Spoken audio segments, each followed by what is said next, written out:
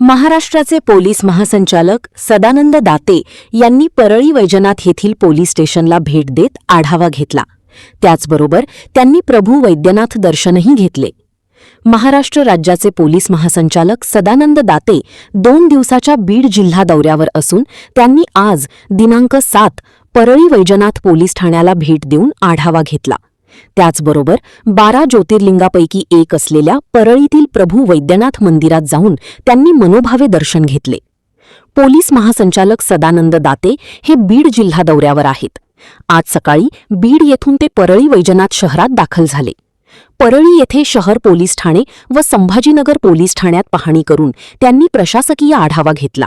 त्याचबरोबर नागरिकांच्या शिष्टमंडळांना त्यांनी भेट देऊन निवेदनांचाही स्वीकार केला. त्यानंतर 12 ज्योतिर्लिंगापैकी पंचम ज्योतिर्लिंग असलेल्या परळी वैजनाथ येथील प्रभू वैद्यनाथ मंदिरात दाखल होत त्यांनी प्रभू वैद्यनाथाची मनोभावे पूजा करून दर्शन घेतले. मंदिर व परिसरातील सुरक्षा व्यवस्थेची पाहणी करून आवश्यक त्या सूचनाही त्यांनी यावेळी पोलीस प्रशासनाला केल्या. वैद्यनाथ देवल कमिटीच्या वतीने सचिव राजेश देशमुख यांनी त्यांचे वैद्यनाथाची प्रतिमा व प्रासादिक उपरणे देऊन सत्कार केला. यावेळी बीड जिल्ह्याचे पोलीस अधीक्षक नवनीत कामत हे उपस्थित होते. यावेळी विश्वस्थ नंदकिशोर जाजू, विजयकुमार मेनकुदळे, रघुवीर देशमुख आदी उपस्थित होते.